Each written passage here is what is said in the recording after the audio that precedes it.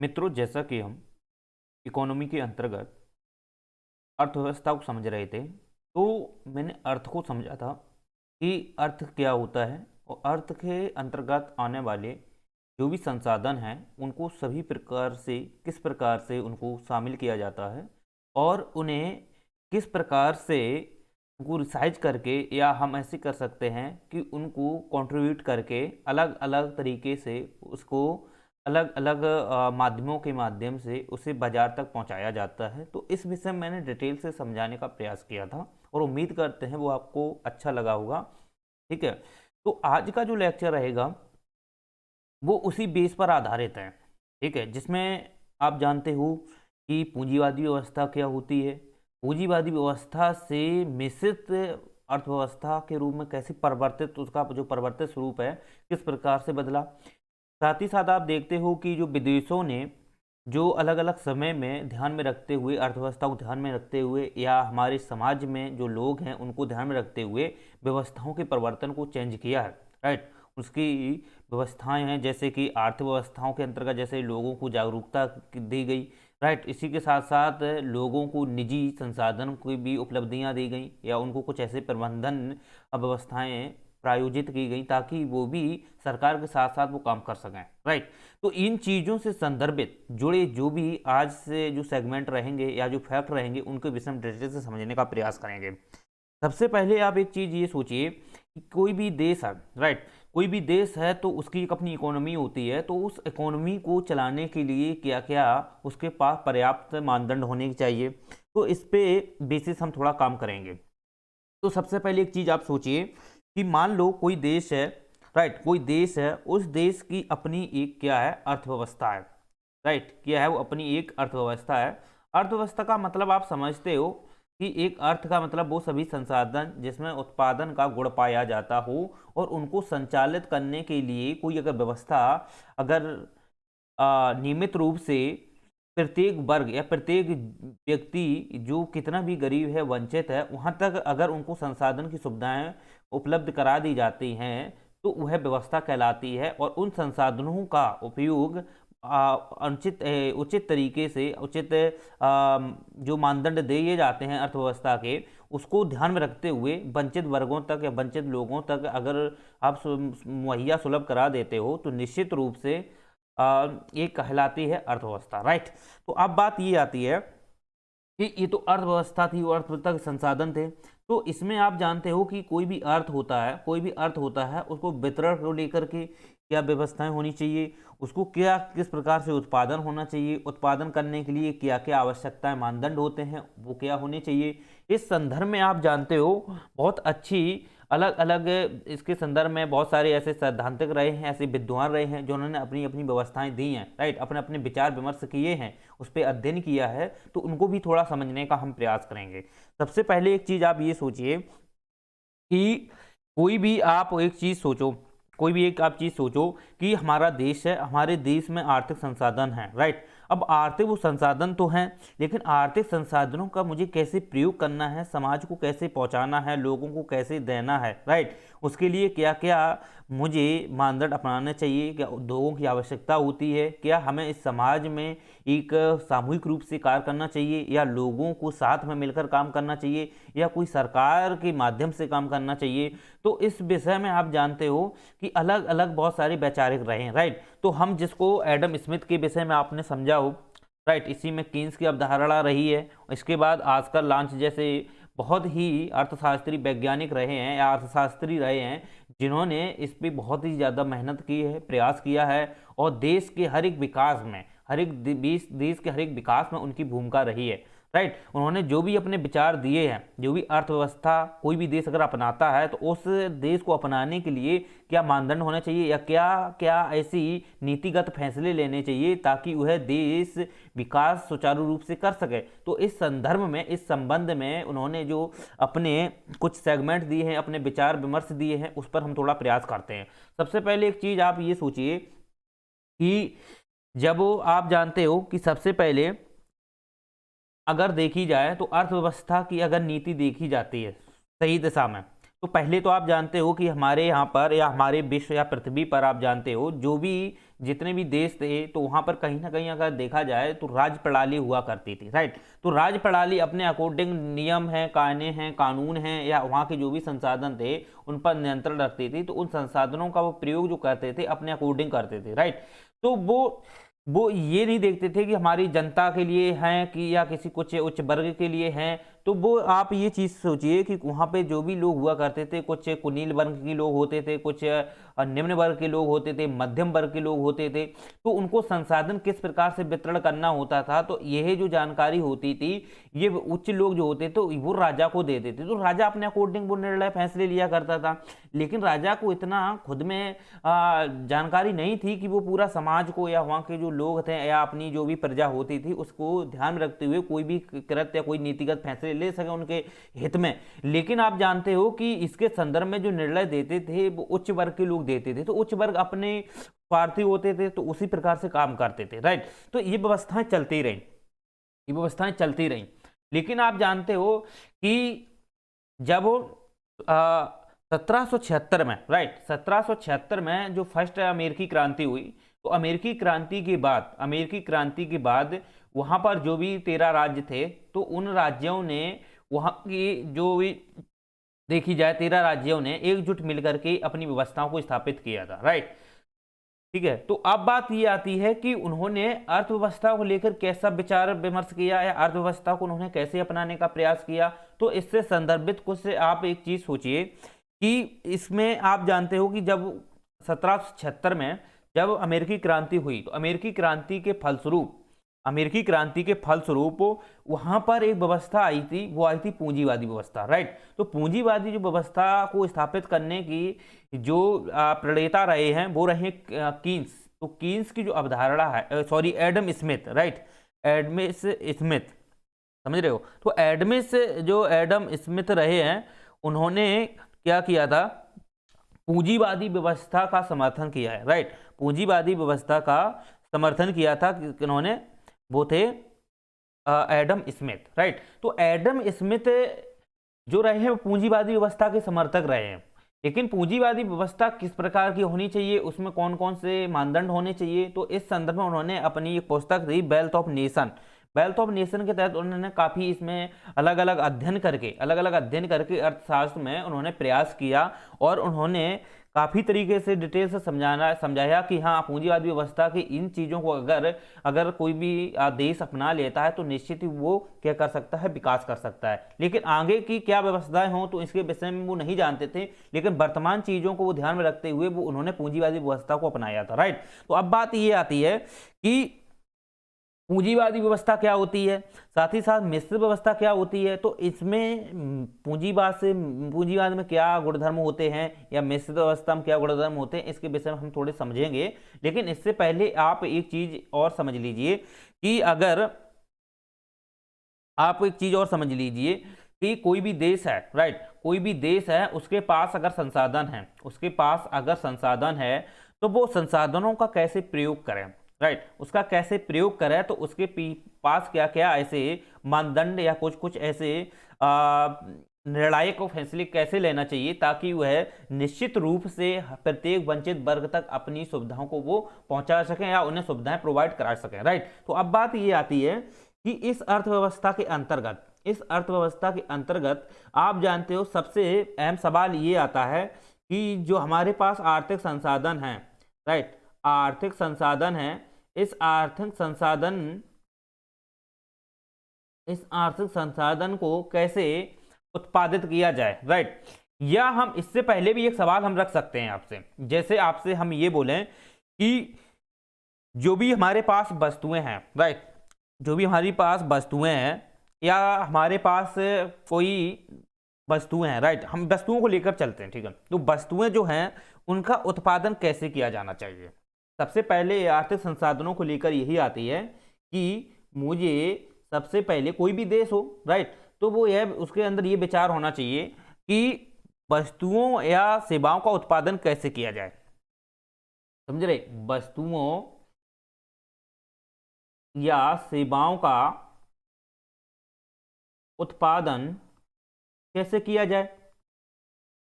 Okay, तो वस्तुओं और सेवाओं के उत्पादन के संदर्भ में आप जानते हो हर एक देश अपना अपना विचार रखता है कि मुझे वस्तुओं और सेवाओं का उत्पादन कैसे करना है, क्योंकि वस्तुओं और सेवाएं आप जानते हो किसी भी देश की अर्थव्यवस्था की ये प्रमुख कड़ी होती हैं, फर्स्ट कड़ी होती हैं, कि उनके द्वारा ही किसी भी देश की जो व्यवस्थाएं हैं या देश की जो भी उत्पादन प्रणालियां हैं, जो अथॉरिटियां हैं, वो जो चलती हैं ना, वो वहाँ के व्यापारिक मामलों की जो देखरेख चलती है ना, तो आप जानते हो वो जो जुड़ा रहता है, उसका संबंध वो जुड़ा रहता है वस्तुओं के उत्पादन से, राइट। तो अब बात ही ये आती है कि वस्तुओं या जो सेवाओं हैं उनका उत्पादन हमें कैसे किया जाना चाहिए।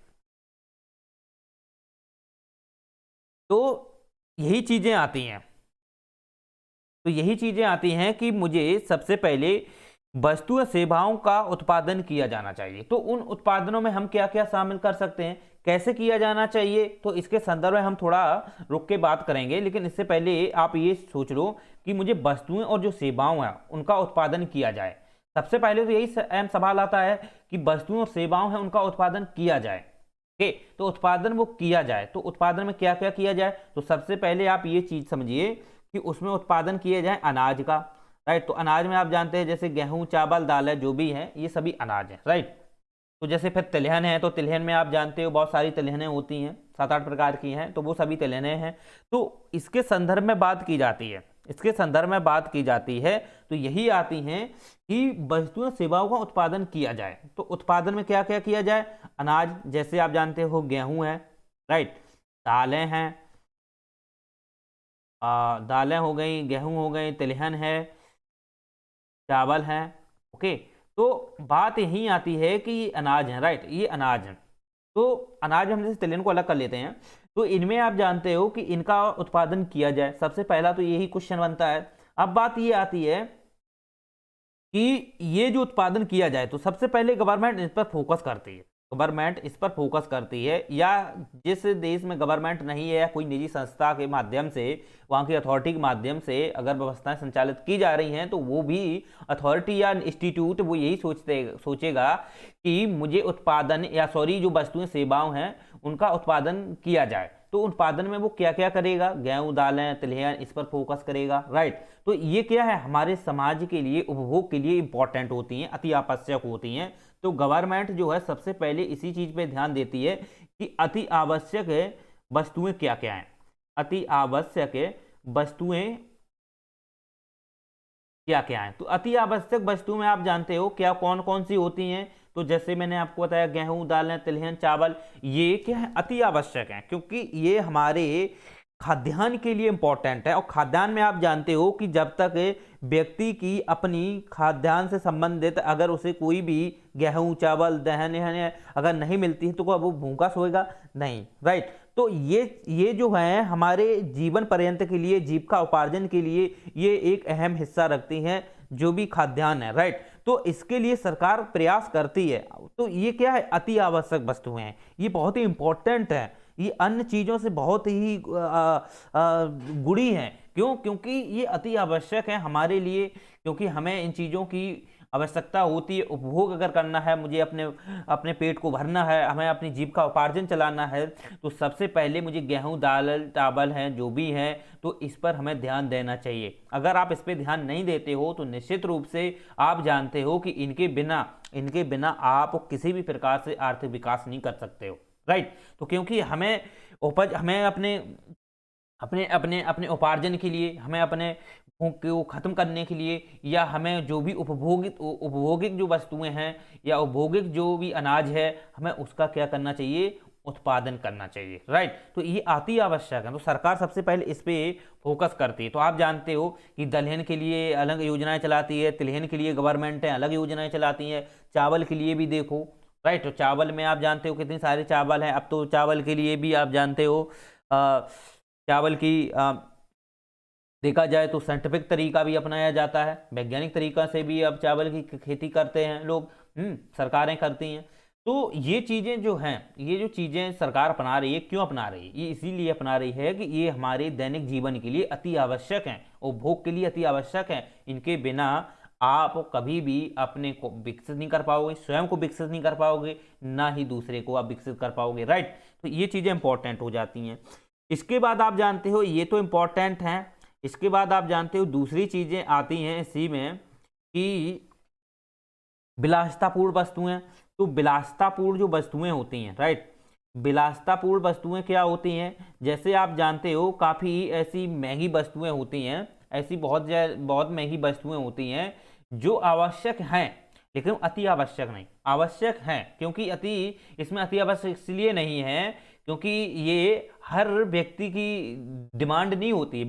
विलासितापूर्ण वस्तुओं की हर व्यक्ति की डिमांड नहीं होती है क्योंकि काफ़ी लोग हैं, अधिक मात्रा में गरीब हैं, तो उन्हें विलासितापूर्ण वस्तुओं की क्या नीड है, कोई नीड नहीं होती है ना। उनके पास जब खुद की धन नहीं है उपभोग करने के लिए, तो वो किस प्रकार से विलासितापूर्ण वस्तुओं को वो परचेज कर पाएगा या वो इनको परचेज करके रख पाएगा, राइट। तो ये चीज़ें बनती हैं, तो इसलिए ये अति आवश्यक नहीं है।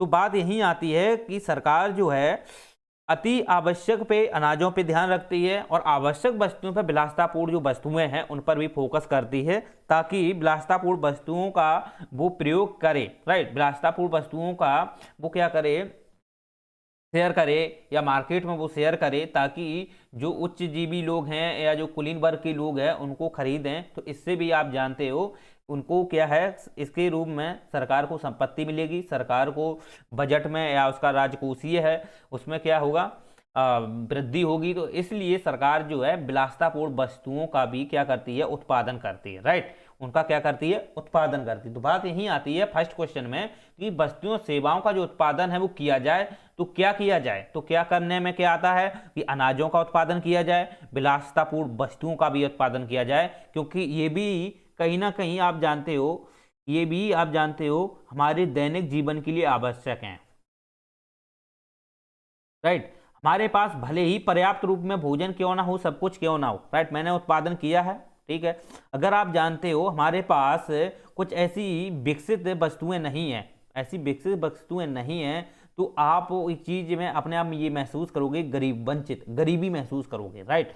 तो विलासितापूर्ण वस्तुएं होना आवश्यक है, विलासितापूर्ण वस्तुएं होना आवश्यक हैं, कोई डेवलपर वस्तुएं होना आवश्यक हैं, ताकि मैं अपने आप को ये समझ सकूं या सोच सकूं कि हाँ हम एक डेवलपर व्यक्ति हैं, या हम किसी के तुलना में एक सहनशील संवेदनशील व्यक्ति हैं। और सरकार को भी इससे अच्छा लगता है कि हर एक देश में अगर कोई व्यक्ति डेवलपर है या डेवलप हो रहा है, या कोई व्यक्ति अपने आप में विकास कर रहा है, विलासितापूर्ण वस्तुओं का वो क्या क्या परचेज कर रहा है, अपने का विकास कर रहा है, तो इससे गवर्नमेंट को फायदा होता है, ओके।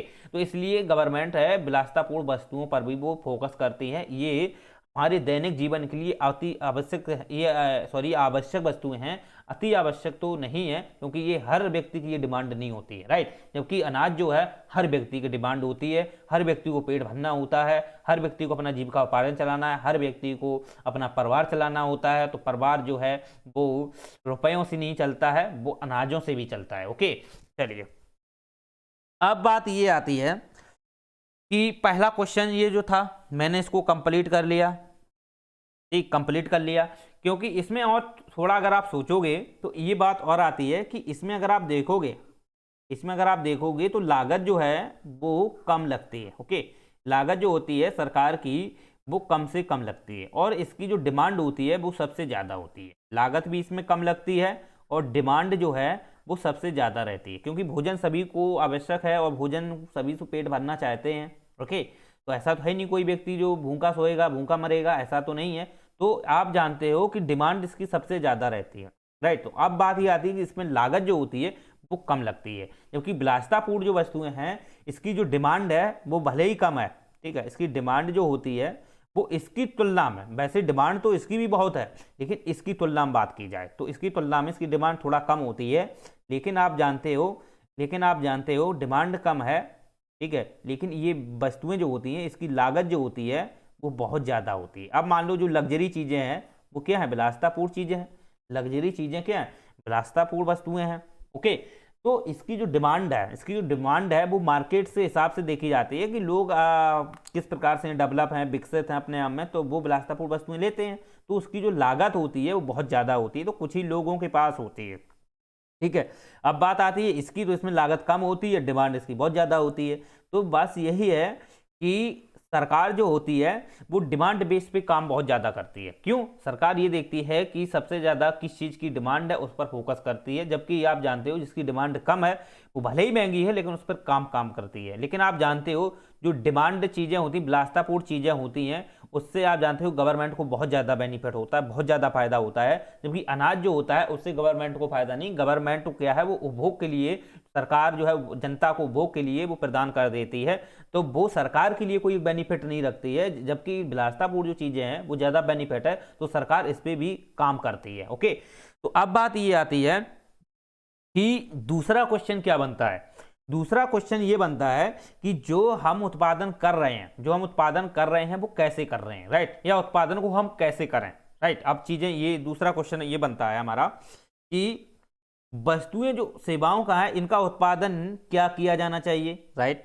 मैंने सोच लिया कि मुझे गेहूं, दलहन है, चावल है, इनका उत्पादन किया जाना चाहिए, विलासतापूर्ण है, ठीक है, इनका वस्तुओं का निर्माण भी करना चाहिए, राइट। तो अब बात ये आती है कि कैसे करना चाहिए, कैसे करना चाहिए। ओके, तो ये क्वेश्चन बनता है माइंड में कि मुझे जो भी हम अनाज का उत्पादन कर रहे हैं या हम विलासतापूर्ण वस्तुएं बना रहे हैं, ये हम इनका उत्पादन कैसे कर रहे हैं, समझ रहे हो। उत्पादन क्या किया जाना चाहिए ये तो माइंड में हमने सोच लिया कि मुझे गेहूं, दलहन, चावल है या विलासतापूर्ण वस्तुओं का उत्पादन करना है, लेकिन मुझे ये करना कैसे है। मेरे पास ऐसी कुछ चीजें होनी चाहिए या कुछ ऐसे निर्धारक मापदंड होने चाहिए ताकि हम उस पर काम कर सकें। तो वो मानदंड क्या हैं जिनके आधार पर हम इन वस्तुओं का उत्पादन कर सकें, उत्पादन क्या करना चाहिए। तो ये तो हमने विचार विमर्श कर लिया, उस पर सोच लिया, राइट। अब बात ये आती है कि इनका जो हमने उत्पादन करने की सोची है, लेकिन ये करें कैसे, ये करें कैसे। तो इसके विषय में आप जानते हो दूसरा क्वेश्चन ये बनता है, वस्तुओं और सेवाओं का उत्पादन कैसे करें। तो आप एक चीज सोचो, वस्तुओं सेवाओं का उत्पादन अगर करना है तो ये कैसे करना है। तो सबसे पहले एक चीज ये आती है कि हमारे यहाँ पर ये देखा जाता है कि अगर हम वस्तुओं और सेवाओं का अगर हम उत्पादन करते हैं, राइट, हमारे यहाँ पे ही नहीं, अगर अन्य देश की बात करोगे तो वहाँ पर भी यही चीज़ें हैं। क्योंकि ये क्वेश्चन जो है ना, ये एक ऐसा क्वेश्चन है जो हर देश के लिए बनता है, ठीक है। ये अर्थशास्त्र के, अर्थव्यवस्था के मुख्य मानदंड हैं, या हम कह सकते हैं मापदंड हैं, जो किसी भी देश की अर्थव्यवस्था के लिए ये तीनों क्वेश्चन क्रिएट होते हैं, राइट। हर देश चाहता है कि मुझे उत्पादन क्या करना है, उत्पादन कैसे करना है, उत्पादों को कैसे वितरण करना है। तो ये हर देश की अर्थव्यवस्था के लिए ये मुख्य चरमोत्कर्ष, या हम कह सकते हैं मुख्य, ये क्या माने जाते हैं, आधार माने जाते हैं। और इसी आधार के फलस्वरूप क्या है, अर्थव्यवस्था टिकी होती है। ओके, तो यही चीजें हैं, वस्तुओं और सेवाओं का उत्पादन कैसे करें। तो इसके लिए आप जानते हो, सबसे पहले आप जानते हो कि उत्पादन करने के लिए वहाँ की जो जनता है, राइट, या जो लोग हैं, उस पर देखा जाता है कि वहाँ पे लोग कैसे क्या हैं, राइट। लोग वहाँ पर उस चीज़ के लिए काम करने के लिए उत्सुक हैं कि नहीं है, कितना काम करने के लिए कारगर हैं। ओके, तो ये चीज़ें देखनी पड़ती हैं। ओके, तो यही चीज़ें हैं। अगर कोई गवर्नमेंट है तो वो भी यही सोचती है, गवर्नमेंट खुद थोड़ी ना करेगी, करेगी तो जनता ही ना, काम तो जनता ही करेगी भाई। जनता, तुम कुछ भी अगर कराओगे तो जब जनता ही शामिल नहीं है, जनता काम नहीं करेगी, राइट, तो कैसे हो पाएगा ना। तो जनता का समर्थन होना आवश्यक होता है, जनता का समर्थन होना आवश्यक होता है। इसलिए आप जानते हो जनता भी इसमें एक मुख्य अपना अहम भूमिका निभाती है। क्यों? क्योंकि जनता जो होती है वो क्या करती है, कोई भी अगर वस्तुओं का, जो सेवाओं का जो उत्पादन करना है वो कैसे करना है, तो इसके लिए जनता क्या करती है, काम करती है, राइट। जनता क्या करती है, उस पर काम करती है। तो आप जानते हो, आप कृषि के क्षेत्र में देख लो, जनता काम कर रही है, राइट। 70% जनता ग्रामीण क्षेत्रों में काम करती है, कृषि क्षेत्रों में 70% जनता ग्रामीण क्षेत्रों में कृषि क्षेत्र में काम करती है। तो वो क्यों करती है, क्यों, वो उसे भी तो चाहिए रोजगार भाई, उसे भी रोजगार चाहिए। तो इस रोजगार के लिए या पेट भरने के लिए भी आप जानते हो जनता जो होती है वो काम करती है। तो जनता इस पर इंपॉर्टेंट हो जाती है, राइट। अब बात ये आती है कि वस्तुओं और सेवाओं में, जैसे वस्तुएं हैं तो वस्तु में जैसे कि अगर हम अनाज से संदर्भ बात करते हैं तो अनाज में तो जनता जो होती है, जनता जो होती है ग्रामीण क्षेत्रों में लोग काम करते हैं, कृषि में काम करते हैं, ओके, तो वो तो काम करते ही हैं। लेकिन आप जानते हो इसके साथ साथ आप जानते हो कि सेवाओं के क्षेत्र में अगर आप देखते हो, सेवाओं के क्षेत्र में आप जानते हो तो वहां पर भी जनता काम करती है, लेकिन क्या वहां कृषि से संबंधित काम होता है क्या? वो होता है, आप जानते हो, काफी विलासितापूर्ण चीजों पे काम होता है, राइट, विलासितापूर्ण चीजों पे काम होता है, तो वहां पर भी जो लोग करते हैं वो काम करते हैं। तो कैसे काम किया जाए? जनता के माध्यम से किया जाए। उसमें आप जानते हो जनता कैसे काम करेगी, तो आप जानते हो इसके लिए हमारे यहाँ पर कुछ ऐसी प्रणालियाँ स्थापित करनी पड़ेंगी ताकि उनके माध्यम से हम उस चीज़ का उत्पादन ज़्यादा से ज़्यादा कर सकें।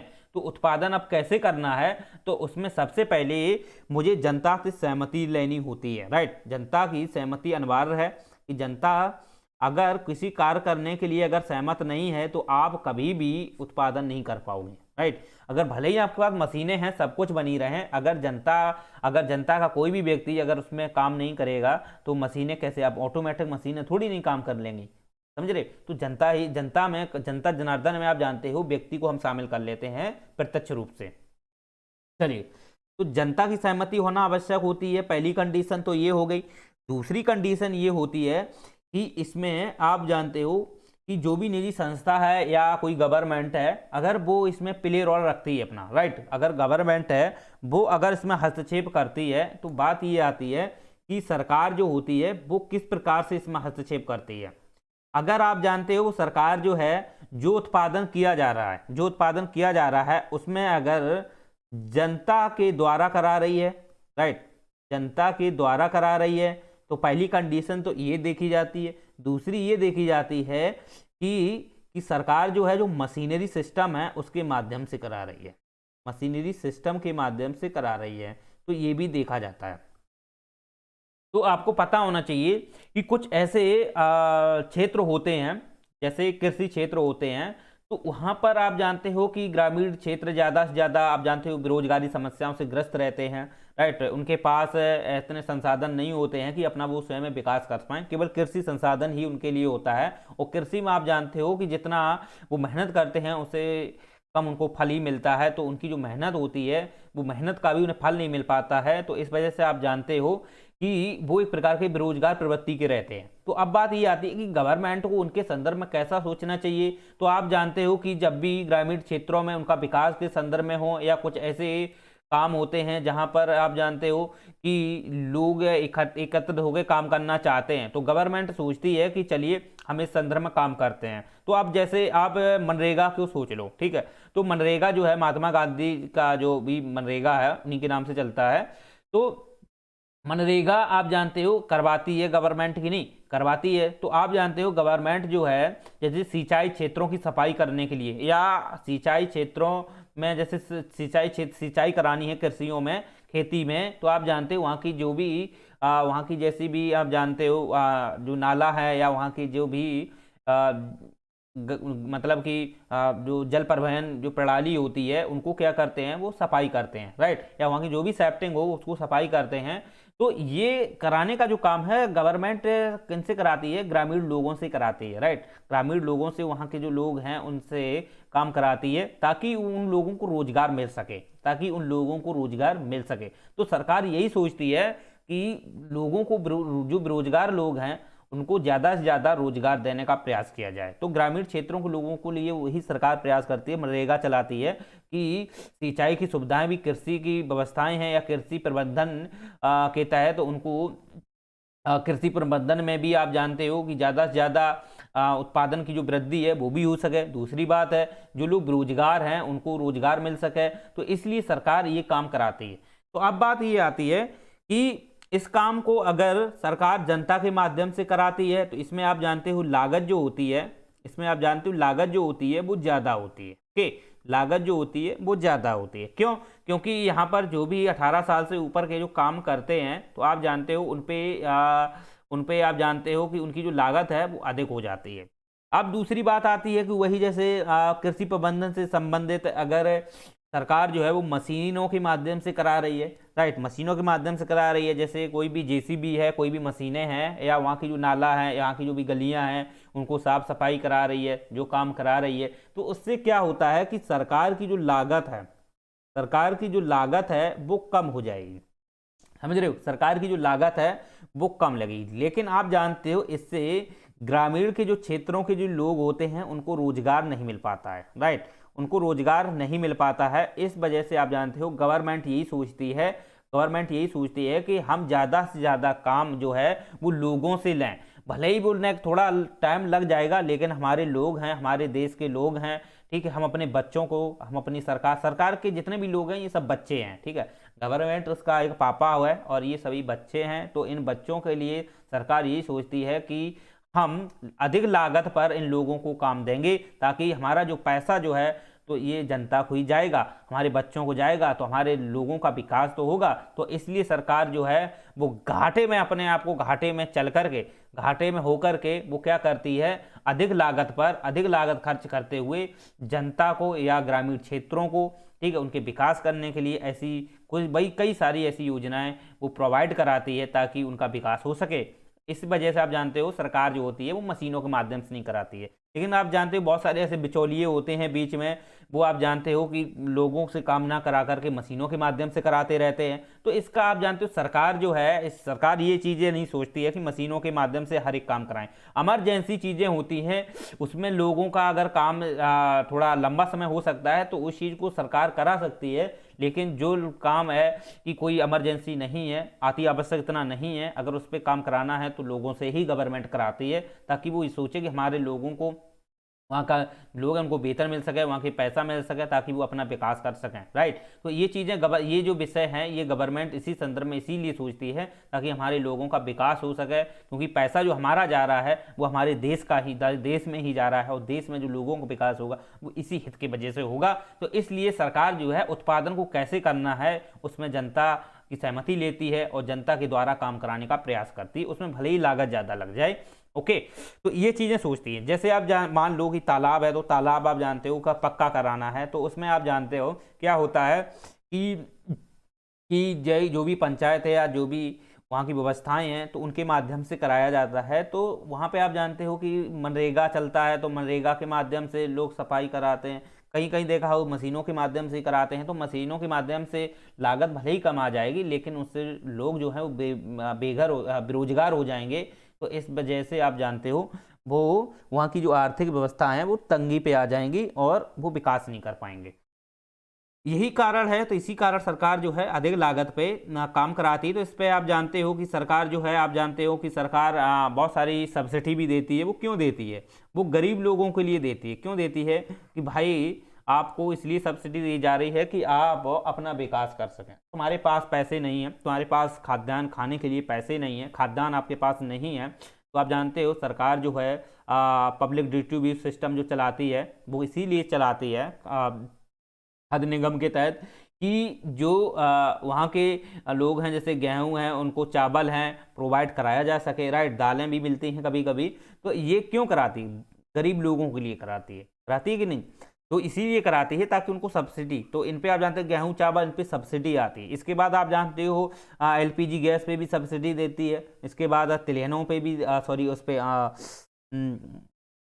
कीटनाशकों पे भी देती है, यूरिया पे भी देती है, उर्वरक जो क्षेत्र है उसमें भी उर्वरक जो उद्योग होते हैं वहाँ पे भी सब्सिडी सरकार प्रोवाइड कराती है। क्यों कराती है? वो इसीलिए कराती है कि जो भी आ,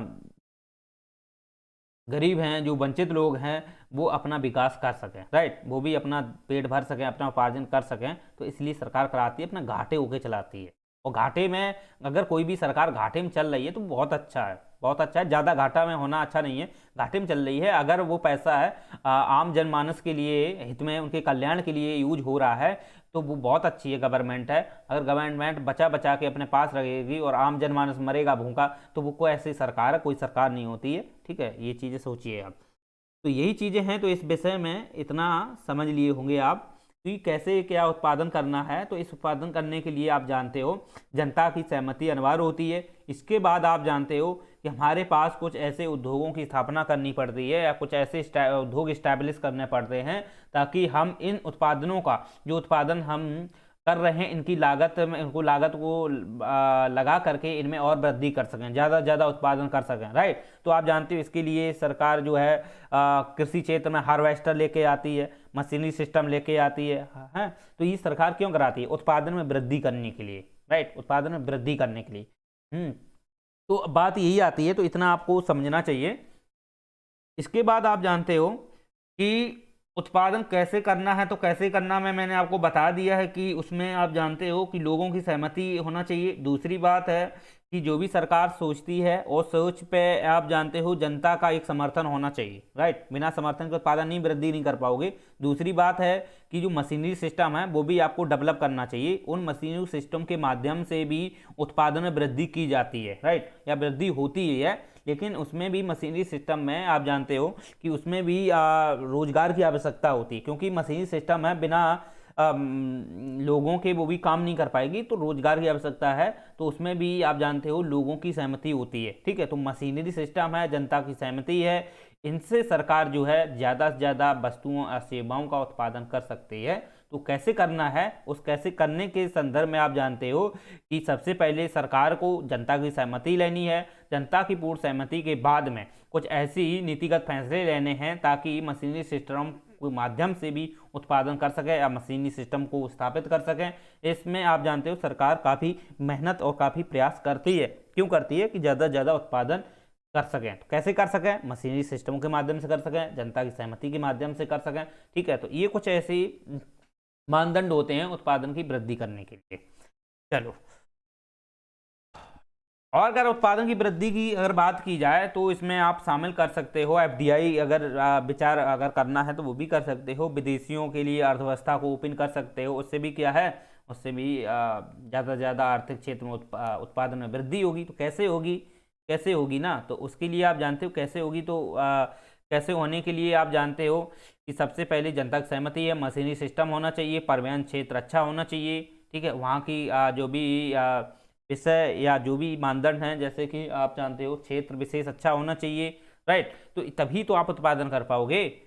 ऐसा थोड़ी ना है कि कोई क्षेत्र ही ठीक नहीं है तो कैसे उत्पादन कर पाओगे। तो कृषि क्षेत्र पर ज़्यादा से ज़्यादा ध्यान रखना चाहिए। कृषि क्षेत्र के लिए अधिक से अधिक उर्वरक की सुविधा होनी चाहिए, ओके। मशीनरी सिस्टम अच्छा होना चाहिए, हाँ। और आप जानते हो, और ज़्यादा से ज़्यादा लोगों के विकास करने के लिए एक निश्चित एमएसपी के माध्यम से उनकी फसल को परचेज करना चाहिए, ठीक है। और जो वंचित लोग हैं उनको सही सब्सिडी के माध्यम से ये चीज़ें सुविधाएं उपलब्ध कराना चाहिए, मुहैया उपलब्ध कराना चाहिए, सुविधाएं मुहैया कराना चाहिए। इससे क्या होगा कि वस्तुओं सेवाओं में उत्पादन में वृद्धि होगी, राइट। चलो, तीसरी बात आती है कि हमारे पास उत्पादन क्या होना चाहिए, वो तो ये सब होना चाहिए। दूसरी कंडीशन है कि वस्तुओं सेवाओं का जो उत्पादन है, सेवाओं का उत्पादन है वो कैसे करना है, तो इनके विषय में मैंने समझ लिया। अब बात ये आती है वस्तुओं सेवाओं का जो उत्पादन मैंने किया है, राइट, किया है, उसको वितरण कैसे करना है। तो वस्तुओं और सेवाओं का जो उत्पादन है, वस्तुओं और सेवाओं का जो उत्पादन है उनको मुझे कैसे वितरण करना है, उन्हें कैसे वितरण करना है। तो इस संदर्भ में आप जानते हो कि वितरण को लेकर के दो अवधारणाएं आती हैं। पहली तो आती है मार्केट प्राइस, पहली तो आती है मार्केट प्राइस, और दूसरी जो आती है वो आती है प्रशासनिक मूल्य। तो इसके विषय में लास्ट लेक्चर में भी आपको कुछ जानकारी दी थी। तो मार्केट प्राइस है, प्रशासनिक मूल्य है। तो इसके विषय में आप जानते हो कैसे क्या होता है, वस्तुओं का जो वितरण होता है, राइट, वस्तुओं का जो वितरण होता है, अगर ये डिपेंड करता है कि किस देश में वहाँ की व्यवस्था किस प्रकार की है, राइट। कोई देश पूंजीवादी व्यवस्था अपनाता है, कोई देश मिश्रित अर्थव्यवस्था बनाता है, कोई देश है जो समाजवादी अर्थव्यवस्था अपनाता है। तो ये जो देश हैं वहाँ की अपनी अपनी व्यवस्थाओं के आधार पर, अपनी विचारधारा के आधार पर वो क्या करते हैं, अपना एक मूल्य डिसाइड कर लेते हैं, राइट, वो मूल्य डिसाइड कर लेते हैं। जहाँ पे आप जानते हो सरकार की जो हस्तक्षेप कम होता है तो वहाँ पर मार्केट प्राइस के आधार पर सेवाओं का वितरण किया जाता है। जहाँ पर सरकार अपना वर्चस्व रखती है, सरकार के कानून के माध्यम से पूरी व्यवस्थाएं रेगुलेट की जाती हैं, वो सरकार जो होती है अपना प्रशासनिक मूल्य के माध्यम से वो डिसाइड करती है कि क्या कोई चीज़ है वो उसे कैसे वितरण करना चाहिए। ओके, तो इसी आधार पर, इन्हीं दोनों आधार पर आप जानते हो कि ये डिसाइड किया जाता है कि वस्तुओं और सेवाओं का जो उत्पादन किया है मैंने, उसका वितरण संपूर्ण रूप से पूरे देश में या वंचित वर्गों तक कैसे करना है। तो वो डिसाइड करने के अहम दो कारक यही जिम्मेदार होते हैं, मार्केट प्राइस और प्रशासनिक मूल्य। राइट, तो मार्केट प्राइस में आप जानते हो क्या होता है कि आप जानते हो कि कैसे कोई भी निजी कंपनी है, राइट, निजी कंपनी है, अगर वो अपना प्रोडक्ट बना रही है, राइट, उसने अपना प्रोडक्ट बनाया, उसकी मशीन सिस्टम है, सब कुछ है, ओके, तो उसने प्रोडक्ट बनाया, निजी है, तो वो प्रोडक्ट को अपने अकॉर्डिंग एक मूल्य डिसाइड करती है कि ऐसा ऐसा मार्केट बिकना चाहिए। ओके, तो वो एक मार्केट प्राइस के मूल्य के आधार पर होता है। मार्केट प्राइस मूल्य पे यही आधार पर इसलिए होता है क्योंकि वहाँ की जो भी निजी कंपनी है, अगर उसने कोई भी प्रोडक्ट बनाया है, कोई उद्योग ने प्रोडक्ट बनाया है, वो प्रोडक्ट जो होता है वो वहाँ कर जनता को ध्यान में रखते हुए, राइट, वो वहाँ की जनता है और सब कुछ है, उसको ध्यान में रखते हुए वो एक मार्केट प्राइस डिसाइड कर देती है कि इस मार्केट प्राइस पे या इस मूल्य पर ये चीज़ें बिकनी चाहिए। लेकिन ये जरूरी नहीं है कि हर एक कंपनी, अगर वही प्रोडक्ट, अलग अलग कंपनियां बहुत सारी हैं प्रोडक्ट बना रही हैं, राइट, तो वही जरूरी नहीं है कि वही वाला जो बिस्किट है कि वो उस मार्केट प्राइस में उस मूल्य पे बिक सके। ठीक है, उस मूल्य पे बिक सके। तो ये मार्केट प्राइस जो होता है वो डिपेंड ये करता है वहां पर खरीदने वाले कितने हैं। ठीक है, वहां पे खरीदने वाले कितने हैं, तो ये होता है डिमांड बेस पे हो जाता है मार्केट प्राइस, कि अगर वहां पर आप जानते हो मार्केट में अगर ज़्यादा से ज़्यादा लोग ले रहे हैं तो आप जानते हो उसमें मूल्य में वृद्धि हो सकती है। अगर उसकी खपत जो ज़्यादा है, उत्पादन में कमी है, डिमांड ज़्यादा है, सप्लाई कम है, तो मार्केट प्राइस पर उसका मूल्य में वृद्धि हो सकती है, राइट, उसमें मूल्य में वृद्धि हो सकती है। जबकि प्रशासनिक मूल्य जो होता है, अगर भले ही सप्लाई कम क्यों ना हो, डिमांड ज़्यादा हो, प्रशासनिक मूल्य अगर निर्धारित है तो वो उसी के आधार पर ही बेची जाएगी, उसी आधार पर ही बेची जाएगी। अगर कोई गवर्नमेंट है प्रशासनिक मूल्य पर अगर कोई चीज़ 5 रुपये में कर देती है तो 5 रुपये में बिकेगी। अगर वो भले ही सप्लाई उसकी कम क्यों ना हो, डिमांड बहुत ज़्यादा हो, लेकिन वो 5 रुपये में ही रहेगी। सरकार उसके उत्पादन की वृद्धि के लिए अलग अलग तरीके की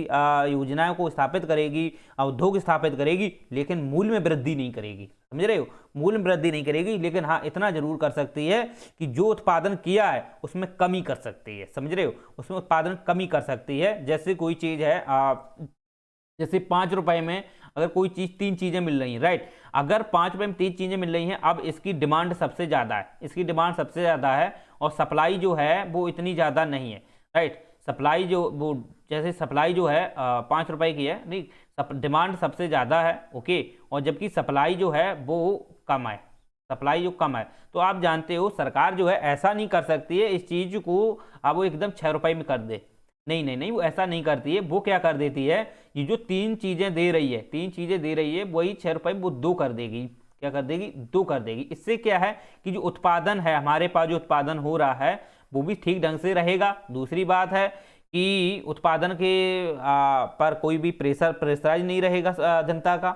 दूसरी बात है कि अगर ये 2 बेच रहे हैं ना, ये 2 बेच रहे हैं, तो 2 पर भी लोग जो होते हैं कुछ इस पर मुद्दा उखाड़ते नहीं है, फिर भी वो लेते रहते हैं। वो ये सोचते हैं कि चलो 3 से 2 सही हैं, लेकिन सभी को तो मिल रहे हैं, सभी को तो मिल रहे हैं। तो इसलिए आप जानते हो जो गवर्नमेंट होती है वो प्रशासनिक मूल्य डिसाइड कर देती है कि हाँ ये चीज़ 5 पे मिलना चाहिए। अगर सरकार, सुनिए मेरी ध्यान से बात, अगर सरकार मान लो वो चीज़ें 3 दे रही है, वो चीज़ें 3 दे रही है, भले ही उसका 6 मूल्य अगर वो कर देती है, तो फिर भी तो आप जानते हो ये उत्पादन है, फिर भी तो उत्पादन में कमी रहेगी। आपने, सरकार ने भले ही कमा लिया हो, भले ही कमा लिया हो, लेकिन इस संदर्भ में अगर कोई भी अलग से उत्पादन वृद्धि नहीं कर पा रही, रुपए तो सरकार ने ले लिए लेकिन उत्पादन तो नहीं कर पा रही ना। उसके बाद प्रोडक्ट बनाने के लिए इतना कोई उद्योग नहीं आ पा रहा है, या कोई इतने सही से रोजगार वो हाँ श्रमिक नहीं मिल रहे हैं, तो उत्पादन वो इतना जल्दी कैसे कर ले। उत्पादन करने के लिए उसके पास कच्चा माल चाहिए, जब कच्चा माल मिले तब तो यही चीज़ें हैं। तो सरकार वो चीज़ को प्राइस ना बढ़ाते हुए उसमें आप जानते हो कि जो उत्पादन कर रही है उसमें थोड़ा कमी कर सकती है, जो भी उसने प्रोडक्ट में जो भी मटेरियल दिया है उसमें कम कर सकती है। तो प्रशासनिक मूल्य के आधार पर हो जाता है, जबकि वो क्यों कर लेती है, वो इसीलिए करती है। तो ये चीज़ें आपको समझ में आना चाहिए। दूसरी कंडीशन जैसे मार्केट प्राइस होता है, तो मार्केट प्राइस में मैंने आपको समझा ही दिया है कि ये मार्केट में जो भी वहाँ की कंपनियां हैं अपना प्रोडक्ट बनाती हैं तो वो अपने अकॉर्डिंग डिसाइड करती हैं। अगर उसमें कमी होती है, कुछ भी आती है, तो वो कंपनियां जो हैं अपना उस हिसाब का उत्पादन करेंगी, तो ये एक निजी क्षेत्र हो जाता है। तो मार्केट जो प्राइस होता है ये पूंजीवादी व्यवस्था में देखने को मिलता है, जहाँ पर कुछ उच्च वर्ग के लोग होते हैं, पूंजीपति लोग होते हैं, तो पूंजीपतियों के माध्यम से वहाँ की व्यवस्थाएं संचालित की जाती हैं, आर्थिक व्यवस्थाएं संचालित की जाती हैं। तो उसमें जो वो लोग क्या है अपने मार्केट प्राइस के आधार पर डिसाइड कर लेते हैं, तो उसी आधार पर वो बेचते हैं। तो वो मार्केट प्राइस जो है वो एक प्रकार का निश्चित नहीं होता है, वो कम ज़्यादा भी होता रहता है, राइट। वो वहाँ पे डिमांड सप्लाई के आधार पर डिपेंड करता है। और ये भी प्रशासनिक मूल है, ये भी मार्केट में डिमांड सप्लाई के आधार पर तो बेस करता है, लेकिन इसको जो नियंत्रण करती है वो गवर्नमेंट करती है। जबकि मार्केट प्राइस में आप जानते हो अगर पूंजीवादी व्यवस्था है तो वहाँ पर गवर्नमेंट जो है हस्तक्षेप नहीं करती है। क्यों? क्योंकि वहाँ पे कंपनियां होती हैं, अपने उद्योग होते हैं, वो अपने अकॉर्डिंग प्रोडक्ट बनाएंगे, जिसमें मार्केट एक मार्केट निर्धारण करेंगे, उस मार्केट में वो बेचेंगे। तो यही चीजें होती हैं कि वस्तुओं और सेवाओं का उत्पादन करने के लिए एक मार्केट होना आवश्यक होता है। क्या होना चाहिए? मार्केट। बिना मार्केट के आप वस्तुओं सेवाओं का उत्पादन, चाहे वो कोई कंपनी हो, चाहे कोई अथॉरिटी हो, चाहे वो गवर्नमेंट क्यों ना हो, अगर सेवाओं गवर्नमेंट की क्यों ना कंपनियां हो, अगर वो अगर उत्पादन कर रही हैं, अगर उनके पास मार्केट नहीं है ना, मार्केट नहीं है, तो आप कैसे इनको वस्तुओं का वितरण कर पाओगे? बना बना के रखोगे, सड़ाओगे, यही तो कर पाओगे ना। तो इसके लिए एक मार्केट होना आवश्यक होता है। तो हर एक गवर्नमेंट के पास अपना एक मार्केट होता है, राइट। तो वो मार्केट में अगर निजी काम कर रहे हैं लोग, निजी कंपनियां काम कर रही हैं, तो अपने अकॉर्डिंग डिसाइड कर रही हैं, तो वही मार्केट प्राइस पे हो जाता है। अगर उसी क्षेत्र में आप जानते हो प्रशासनिक, अगर गवर्नमेंट हस्तक्षेप कर रही है, गवर्नमेंट अपने आधार पर उत्पादन प्रणालियां का स्थापित कर रही है, प्रोडक्ट बनवा रही है, तो प्रशासनिक मूल्य पर वो डिसाइड करती है। ओके, तो ये चीजें हैं, ये आपको समझ में आना चाहिए। तो वस्तुओं सेवाओं का जो उत्पादन है, उनका वितरण है, कैसे करना है, इसके विषय में मैंने डिटेल से आपको समझा दिया। चलिए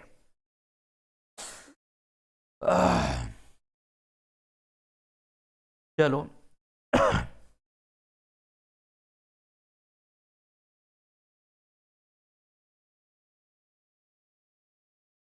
तो यही चीजें हैं। तो इतने समझ में आ गया, मार्केट प्राइस में इसका मूल्य निश्चित नहीं होता है, कम ज्यादा होता है, डिमांड सप्लाई पर बेस करता है। प्रशासनिक मूल्य का मूल्य जो है वो निश्चित होता है, साथ ही साथ इस पे आप जानते हो सब्सिडी भी सरकार देती रहती है।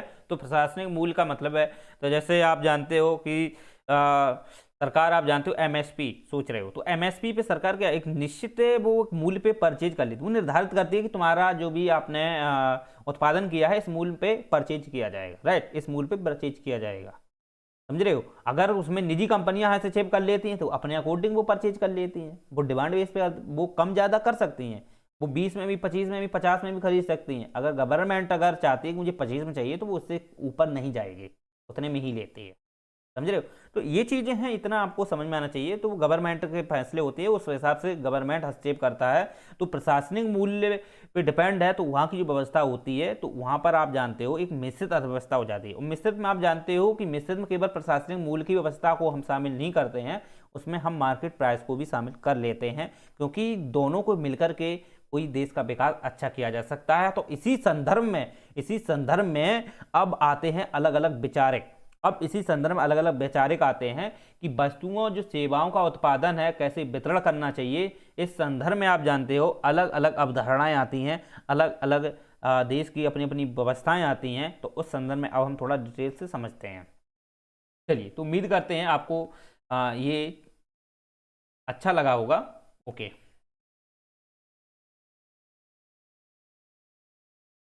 अब हम बात करते हैं कि अर्थव्यवस्थाएं विचारधारा के आधार पर कैसी क्या क्या होती हैं। तो सबसे पहले आप जानते हो पूंजीवादी अर्थव्यवस्था। तो पूंजीवादी जो अर्थव्यवस्था है, वहां पर आपका मतलब ये पूंजी का शब्द दिया गया है, इसका मतलब ये होता है कि लोग ज्यादा से ज्यादा पूंजी कमाना चाहते हैं, लोग ज़्यादा से ज़्यादा पूंजी का क्या करना चाहते हैं, सृजन करना चाहते हैं, उसको ज़्यादा से ज़्यादा उत्पादित करना चाहते हैं, या कहीं से भी वो अपने को डेवलप करना चाहते हैं। तो ये चीज़ें, ये संदर्भ से जुड़ी जो मामले हैं या इससे किसी प्रकार के संसाधन हैं, ओके, उस पर जो निर्भर होती है वहाँ के वो निजी व्यक्ति होते हैं, राइट, वो होती है पूंजी आदि व्यवस्था। या हम ऐसे कह सकते हैं सरल भाषा में कि पूंजीवादी व्यवस्था किसी देश की वह व्यवस्था होती है जहां पर आर्थिक संसाधनों पर नियंत्रण निजी व्यक्तियों का होता है, वहां सरकार का नहीं होता है। राइट, सरकार का हस्तक्षेप नहीं होता है, तो ऐसी व्यवस्थाएं जो कहलाती हैं पूंजीवादी व्यवस्थाएं कहलाती हैं। तो ये जो व्यवस्थाएं थी, ये जो व्यवस्थाएं थी आरंभ में आप देखोगे तो ये वेस्टर्न थिंकर वेस्टर्न जो कंट्री रहे हैं उनमें देखने को मिलती हैं, जैसे अमेरिका है, यूरोप देश के हैं, वहाँ पर ये पूंजी व्यवस्थाएं थी प्रारंभ में। लेकिन अभी वर्तमान में पूर्ण रूप से पूंजीवादी व्यवस्थाएं नहीं रही हैं, मिश्रित अर्थव्यवस्थाएं हो गई हैं। तो पूंजीवाद से मिश्रित कैसे बनी, पूंजीवाद से मिश्रित कैसे बनी, तो उसमें आज हम डिटेल से समझाएंगे वो कैसे बनी थी। राइट, क्योंकि उन्हें पूंजीवादी व्यवस्थाओं से सामना झेलना पड़ा था आर्थिक मंदी से। राइट, आर्थिक तंगी आ गई थी 1929 में, तो इसकी वजह से यही जो व्यवस्था थी पूंजीवादी से मिश्रित अर्थव्यवस्था में कन्वर्ट हो गई थी।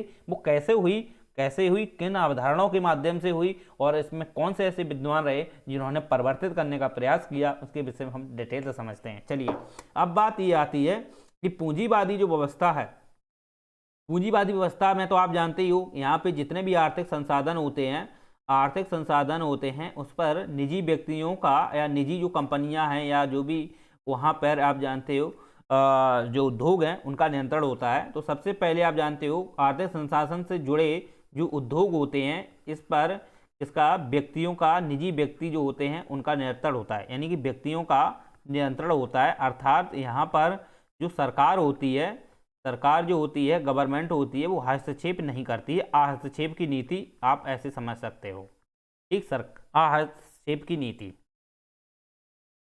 ठीक है, जो पूंजीवादी देश हैं वहां पर सरकार की हस्तक्षेप की नीति चलती है। तो हस्तक्षेप की नीति का अंतर्गत यही है कि सरकार जो है आर्थिक संसाधनों पर किसी प्रकार का अपना नियंत्रण नहीं करेगी, साथ ही साथ उद्योग हैं या वहाँ की जो कंपनियां हैं, ठीक है, उन पर किसी प्रकार का इंटरफेयर नहीं करेगी, मतलब हस्तक्षेप की नीति है। राइट, तो यही यही जो व्यवस्थाएं हैं ना, यही जो व्यवस्थाएं हैं जो निजी व्यक्तियों के माध्यम से चलती है, निजी व्यक्ति अपने के माध्यम से जो भी उनको रेगुलेट करें, ठीक है, तो वही व्यवस्था जो है वो पूंजीवादी व्यवस्था कहलाती है।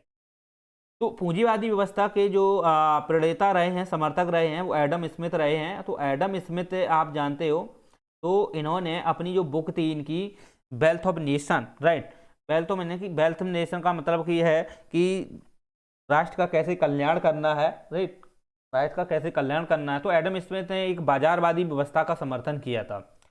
एडम स्मिथ जो रहे उन्होंने एक बाजारवादी अर्थव्यवस्था का समर्थन किया था। क्यों? क्योंकि वो आप जानते हो इसलिए किया था, उन्होंने सीधे कहा था कि गवर्नमेंट जो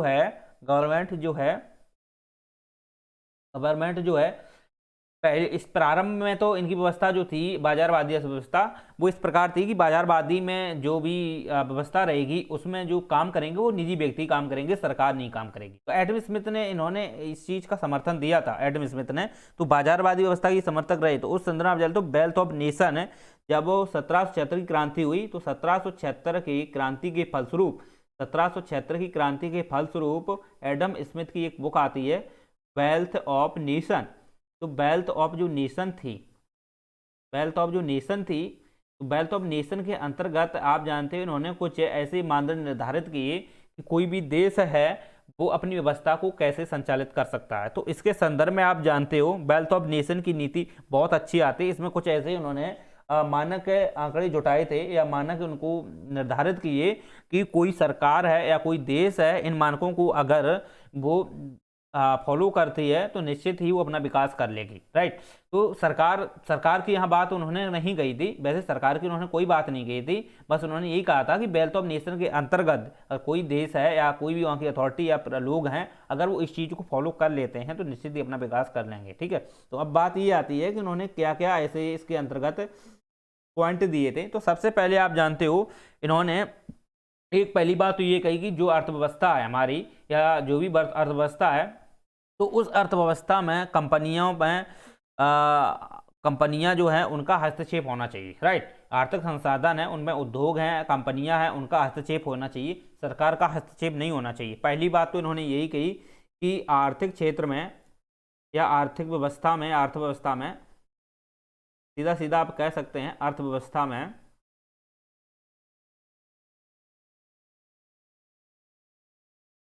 कंपनियों का हस्तक्षेप होना चाहिए।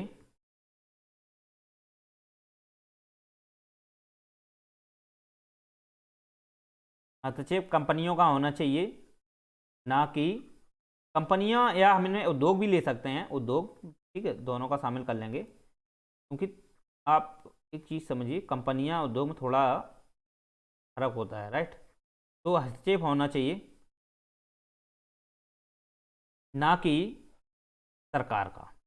पहली कंडीशन उन्होंने ये निर्धारित की, राइट, या इसको समाहित किया।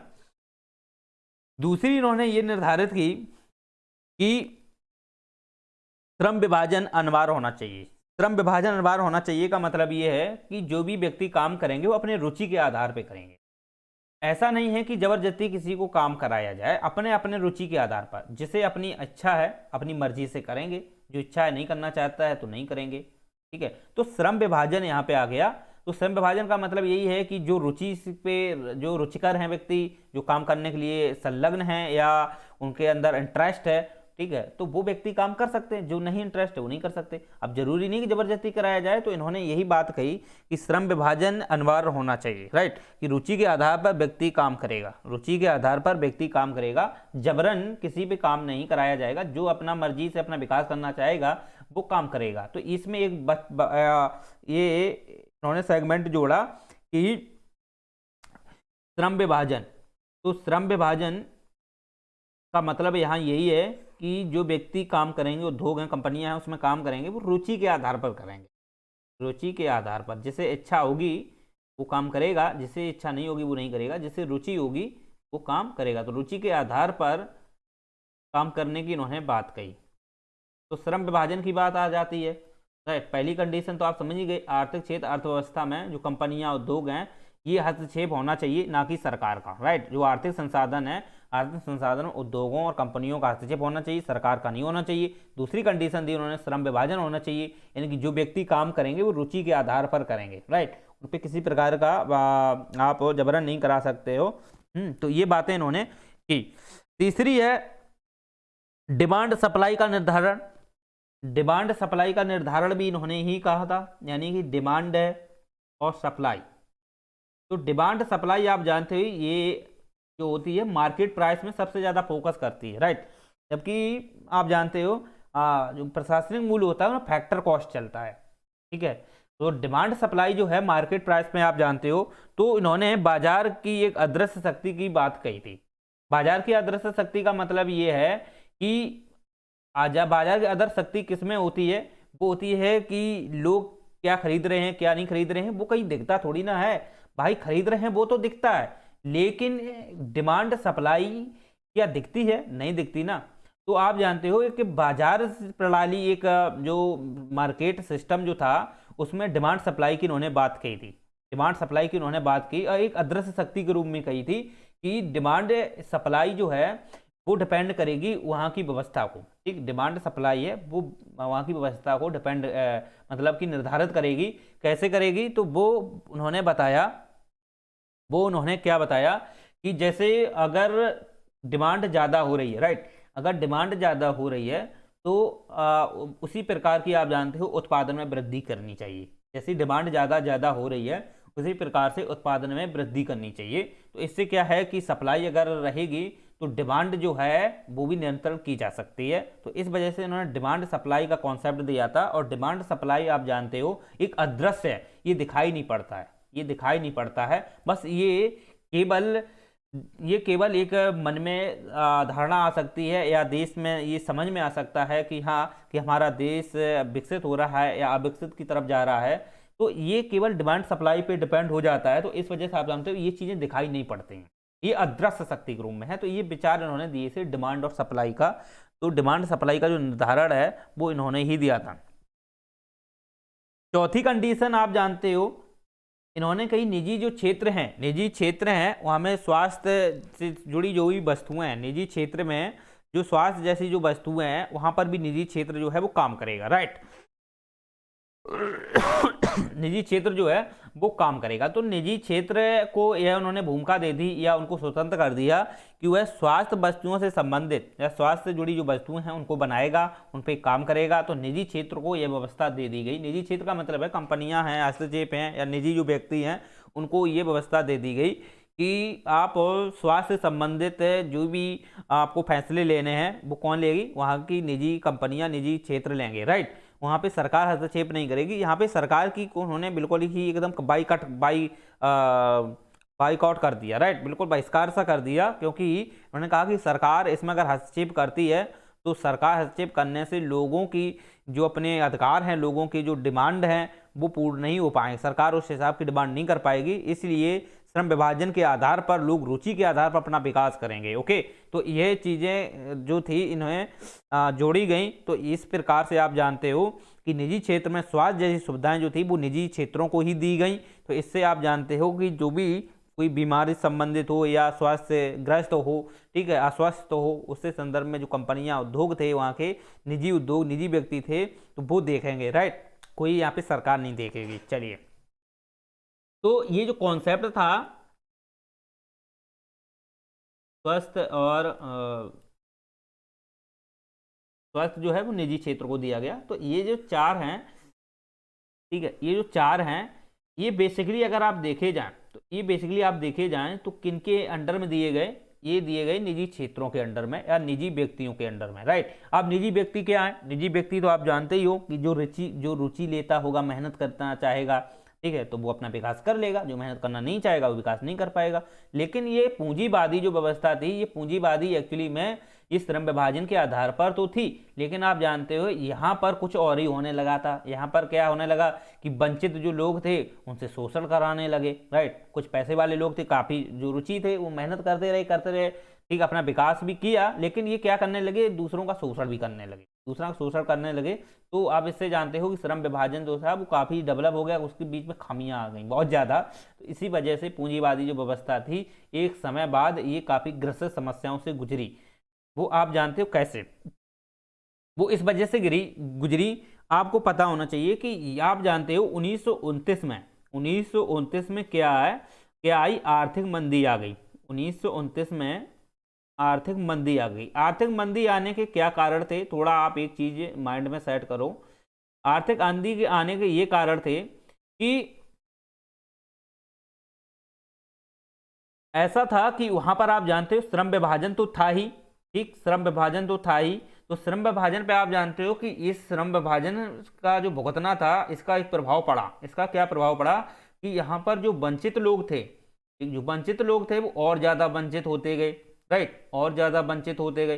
दूसरी कंडीशन थी यहाँ पर जो पूंजीपति जो लोग थे, पूंजीपति जो लोग थे इनका शोषण कर रहे थे। दूसरी बात, पूंजीपति लोग शोषण भी कर रहे थे, और साथ ही साथ आप देखोगे तो इनके पास जो थी संपत्ति थी, राइट, इनके पास संपत्ति थी, लेकिन ये कुछ ही लोग थे, राइट, ये कुछ ही लोग थे, जबकि ये बहुत लोग थे, ये बहुत लोग थे, ये कुछ ही लोग थे। तो इससे क्या हुआ कि ये जो कंपनियां थी, ये जो कंपनियां थी ये क्या करती थी, अपना प्रोडक्ट बनाती थी, ये मार्केट प्राइस पे डिसाइड करती थी वहां पे, ठीक है। तो ये क्या करती थी, प्रोडक्ट जो बना रही थी, ये जो प्रोडक्ट बना रही थी, ये प्रोडक्ट तो इनका जो प्रोडक्ट था मार्केट डिसाइड करता था। अब बात ये आ गई थी, इनका जो प्रोडक्ट था वो इतना ज़्यादा महंगा होता गया, महंगा होता गया। तो इनके प्रोडक्ट को आप जानते हो यहाँ के जो वंचित लोग थे उनके पास पैसा नहीं था, राइट, उनके पास इतना पर्याप्त पैसा नहीं था। इस वजह से आप जानते हो कि ये जो प्रोडक्ट था या वहाँ के उत्पादन को लेकर है वृद्धि होती गई, ठीक, वृद्धि होती गई। लेकिन जो पिछड़ा हुआ वंचित वर्ग था, श्रम विभाजन से जो वंचित वर्ग था, उनके पास इतना पैसा नहीं रहा, क्योंकि पूंजीपति लोगों ने उनका शोषण कर रखा था। इस वजह से आप जानते हो उनके पास पैसा नहीं रहा, तो भूख से वो मरने लगे। उनके पास पैसा नहीं था, भूख से मरने लगे थे। क्यों? क्योंकि आप जानते हो उनके पास वो तो था, एक बात समझो, अनाज तो उनके पास था, लेकिन अनाज का वो कच्चा खाएंगे क्या? अनाज का वो कच्चा खाएंगे क्या? ऐसा तो है नहीं। उनके पास अब सब कुछ फसलें होनी चाहिए, सब कुछ अच्छा होना चाहिए, ठीक है। तो ऐसे ही कोई व्यवस्थाएं, जो कंपनियां, उद्योग थे, इन्होंने इस प्रकार से काम नहीं कर पाए। दूसरी बात है कि इन्होंने अपना जो प्रोडक्ट था इनका बहुत ज़्यादा महंगा होता गया, तो इस प्रकार से जो वंचित लोग थे वो परचेज नहीं कर पाते थे। तो इससे क्या हो गया कि गरीब जो लोग थे, इससे गरीब जो लोग थे वो इन चीज़ों को नहीं खरीद पाते थे। तो कंपनियां जो थी, उद्योग जो थे, मार्केट प्राइस पे जो चलाते थे, तो इनकी तो मार्केट में वृद्धि होती गई, राइट, वृद्धि होती गई। तो इससे क्या हुआ कि डिमांड जो थी गिर गई, और सप्लाई जो थी वो ज़्यादा हो गई, सप्लाई जो थी वो ज़्यादा हो गई।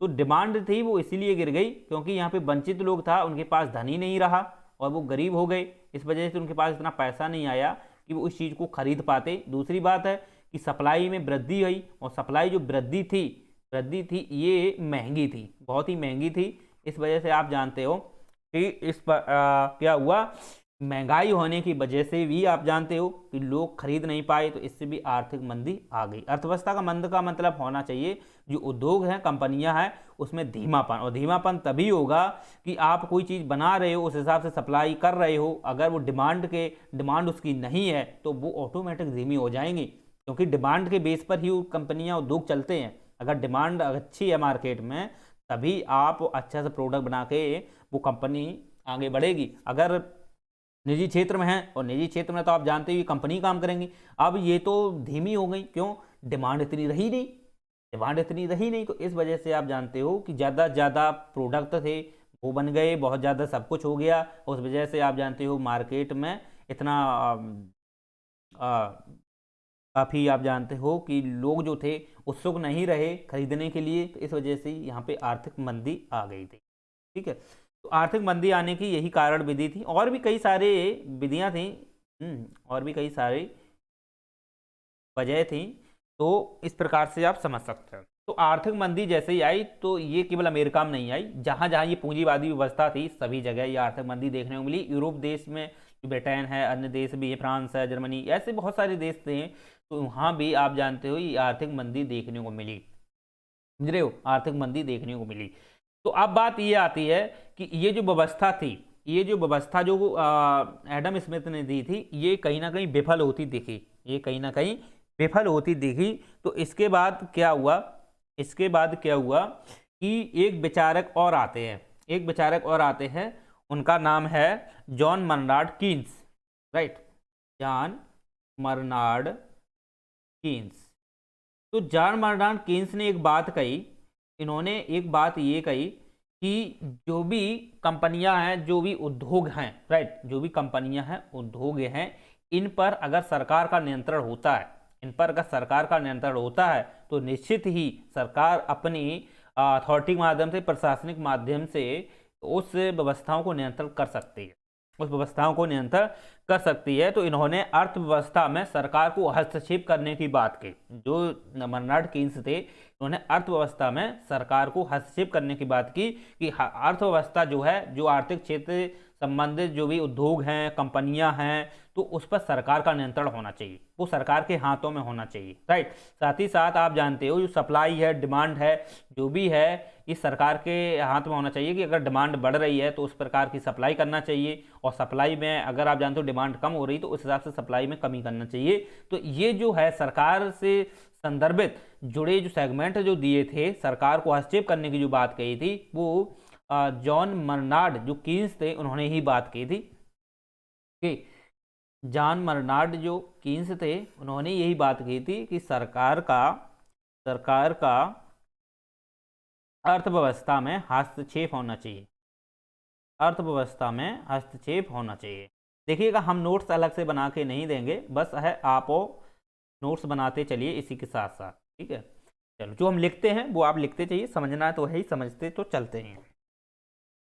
तो हस्तक्षेप करने की जो बात कही थी वो जॉन मर्नार्ड कीन्स ने की थी, क्योंकि सरकार का अगर हस्तक्षेप होता है तो निश्चित ही आप जानते हो स्वास्थ्य क्षेत्र में विकास होगा, राइट। स्वास्थ्य क्षेत्र में जो भी यहाँ पे उद्योग जो भी इस क्षेत्र में अथॉरिटियाँ काम करेंगी, या सरकार जो है यहाँ पर अलग से क्या अस्पताल स्थापित करेगी, तो इससे क्या है, स्वास्थ्य क्षेत्र में जो तंगी है उसमें कमी आएगी, और स्वस्थ लोग होंगे तो वो क्या कर सकते हैं, अपना विकास करेंगे। दूसरी बात है जो श्रम विभाजन की बात जो थी, श्रम विभाजन की जो बात थी, तो श्रम विभाजन पे आप जानते हो कि श्रम विभाजन जो था वो तो हो गया था, लेकिन अब श्रम विभाजन को कैसे कम किया जाए, तो इसके लिए इन्होंने यही बात की, अगर कंपनियां हैं, उद्योग हैं, सरकार के नियंत्रण में आ जाती हैं तो सरकार अपने रवैये से, सरकार अपने हिसाब से काम करेगी, तो निश्चित ही जो वंचित वर्ग हैं, जो लोग वंचित हैं, इनको भी बांट सकती है या इनको भी सुविधाएं दे सकती है। इससे क्या होगा कि समाज का जो संतुलन है, वहाँ के लोगों का जो संतुलन है वो सही हो जाएगा, ठीक, समान हो जाएगा। तो इस वजह से बर्नार्ड जो कीन्स थे, इनकी बहुत अच्छी अवधारणा है। इन्होंने एक बुक भी लिखी थी, the general theory of employment करके कुछ बुक है, आप देख लेना एक बार। तो इस बुक में इन्होंने यही विचार दिया था, सरकार का अर्थव्यवस्था में हस्तक्षेप करने की बात की थी। इससे क्या है कि सभी जितनी भी अपनी अर्थव्यवस्था से जुड़ी जो क्षेत्र हैं उस पर सरकार का जब नियंत्रण हो जाएगा तो निश्चित ही जो लोग हैं वो भी सरकार के अकॉर्डिंग काम करने के लिए उत्सुक रहेंगे। इससे क्या है कि सरकार अपने अकॉर्डिंग उनको व्यवस्थाएं मुहैया कराएगी, सरकार उनको रोजगार मुहैया कराएगी, तो रोजगार मुहैया कराएगी तो लोग काम करेंगे। और इसमें श्रम विभाजन जो था, इससे क्या है कि कुछ ही लोग काम कर रहे हैं, कुछ कर तो मतलब भाई करेंगे तो सभी, रुचि नहीं रखेंगे तो पेट कैसे भरेंगे, काम तो सभी करेंगे। लेकिन यहाँ पे शोषण होता था, यहाँ पे रोकने वाला ऊपर से कोई नियंत्रण करने की कोई पावर नहीं थी, राइट, नियंत्रण करने की कोई पावर नहीं थी। लेकिन अब पावर बर्नार्ड कीन्स ने किसे दे दी, सरकार को दे दी। एक सरकार होनी चाहिए, राइट, गवर्नमेंट होनी चाहिए, उसके माध्यम से काम कराना चाहिए, निजी हाथों में नहीं होना चाहिए। निजी हाथ अपने अपने अकॉर्डिंग काम करते हैं, ठीक है। तो इससे क्या है कि लोगों के बीच कट्टरता रहती है, लोगों के बीच द्वेष रहता है, राइट। कुछ लोग उच्च हो गए, कुछ निम्न हो गए, तो उनके बीच द्वेष रहेगा, कट्टरबाजी रहेगी। तो इसी के संदर्भ में आप जानते हो, इससे जो राज्य की अर्थव्यवस्था है वो नहीं चलेगी। तो अब बात ये आती है, तो ये तो बात इन्होंने कह दी। तो अब देखो इसके संदर्भ में और भी व्यवस्थाएं आती हैं, जैसे आप जानते हो मार्क्सवादी व्यवस्था थी। तो मार्क्सवादी विचार जो है, उन्होंने राज्य की अर्थव्यवस्था के संदर्भ में बहुत अच्छी व्यवस्था बात कही थी। उन्होंने श्रम विभाजन का तो बिल्कुल विनाश करने की बात कही थी। श्रम विभाजन विनाश कर दो, पूंजीवादी खत्म कर दो, पूंजीवाद का खत्म कर दो, उन्होंने इस प्रकार की बातें कही। लेकिन उन्होंने भी, आप जानते हो, उनकी जो व्यवस्थाएं थी काफी जटिल प्रवृत्तियां की थी। क्यों? क्योंकि आप जानते हो उन्होंने जो व्यवस्थाएं दी थी, उनके जैसे विचारक और भी रहे हैं मार्क्सवाद के। जैसे मार्क्सवाद ने तो इतनी बात कह के चले गए थे कि पूंजीवाद का खत्म कर दो, श्रम विभाजन खत्म हो जाएगा, साम्यवाद स्थापित हो जाएगा, जो भी वहाँ के बुर्जुआवादी है या सर्वहारावाद का अधिनायक का स्थापित हो जाए। ये बातें तो मार्क्सवादी ने कही।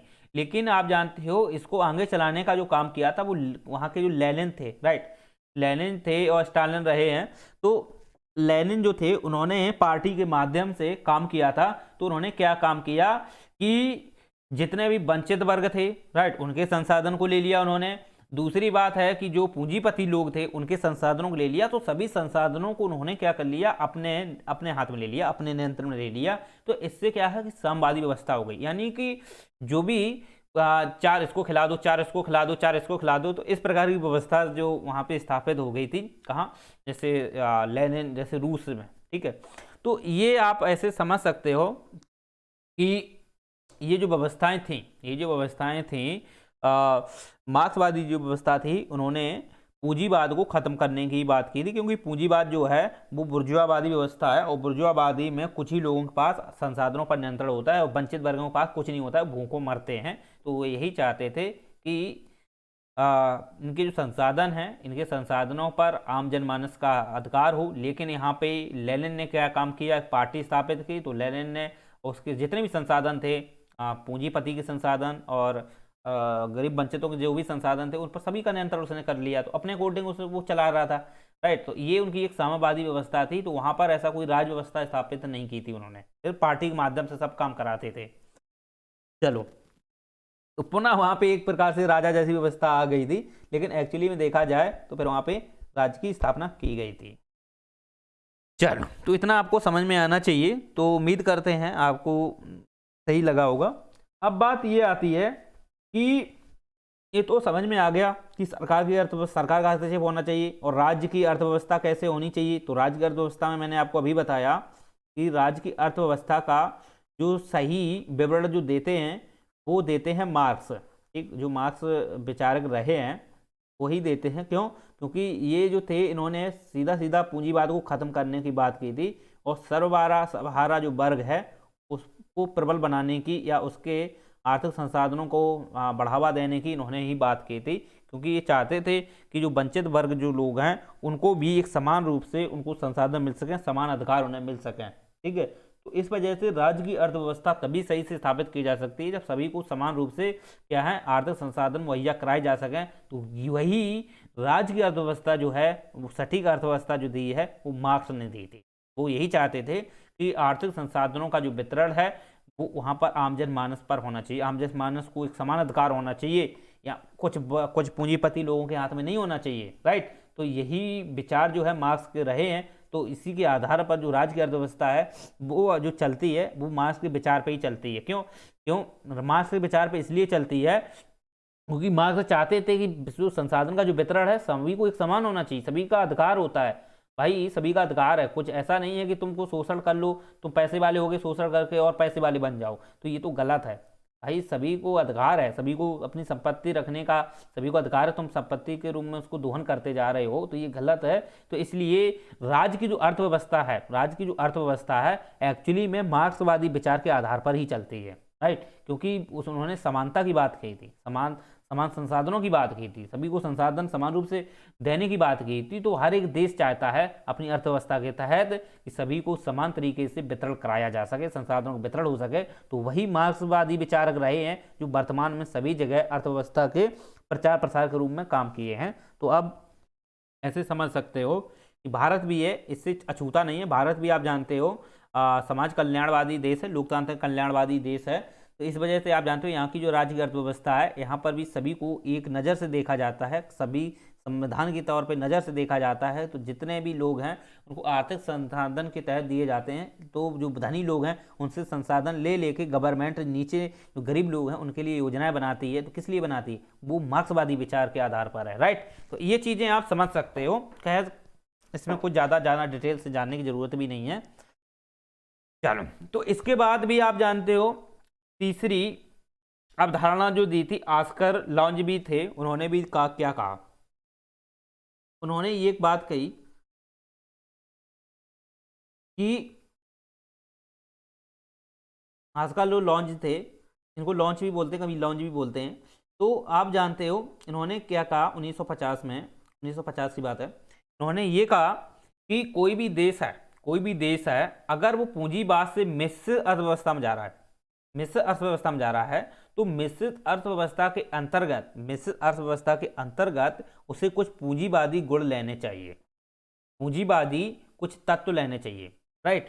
पूर्ण रूप से पूंजीवाद, इन्होंने एक बात ये कही कि कोई भी देश है अगर वो पूंजीवादी पूर्ण रूप से है, पूंजीवादी पूर्ण रूप से है तो वो अपना विकास नहीं कर पाएगा, राइट। क्योंकि यहाँ पर सभी का समान प्रतिनिधित्व तो नहीं हो पाता है, ना सभी का समान समर्थन हो पाता है।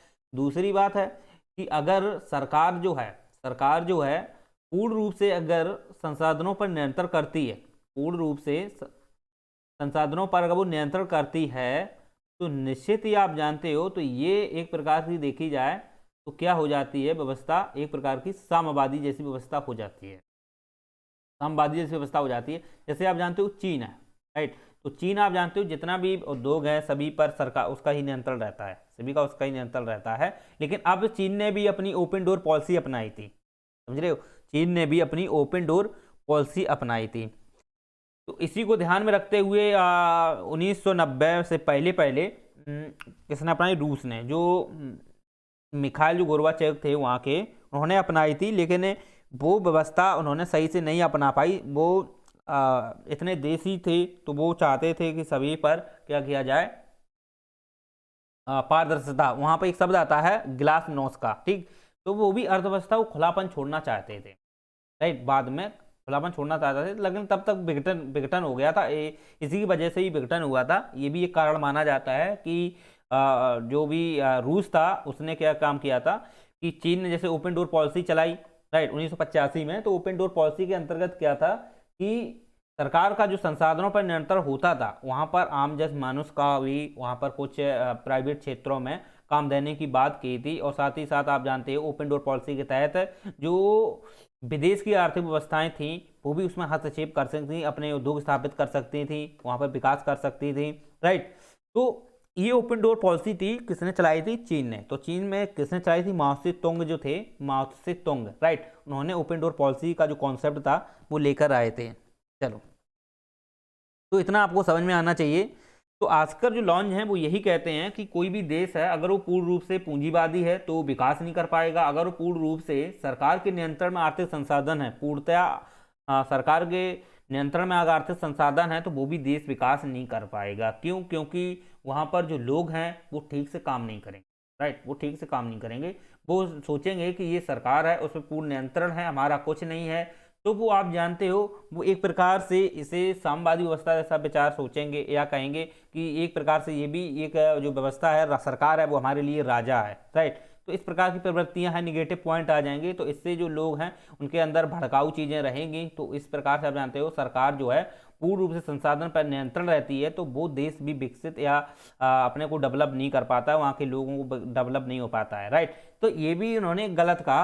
उन्होंने ये कहा कि अगर कोई सरकार अपना देश चलाना चाहती है, अब सरकार जो है अगर कोई देश चलाना अपना चाहती है तो उसमें कुछ पूंजीवादी गुणधर्म को अपनाने पड़ेंगे। पूंजीवादी कुछ गुणधर्म या कुछ तत्व जो एडम स्मिथ ने दिए थे उनको फॉलो करना पड़ेगा। ठीक, उन्होंने जैसे कहा था मार्केट इकोनॉमी की बात की थी, ठीक, बाजारवादी अर्थव्यवस्था की बात की थी, मार्केट इकोनॉमी की बात उन्होंने जो कही थी, तो उस पर भी ध्यान देना चाहिए। सरकार ने कहा उस पर भी आस्का लॉन्जे ने कहा कि सरकार को जो भी कुछ ऐसी व्यवस्थाएं करनी चाहिए जो निजी क्षेत्रों में होनी चाहिए। ठीक है, कुछ निजी क्षेत्रों में होना चाहिए, पूर्ण रूप से गवर्नमेंट का ही नियंत्रण नहीं होना चाहिए। इसलिए आप जानते हो कि कुछ ऐसे क्षेत्र हैं जो निजी क्षेत्रों को भी देना चाहिए।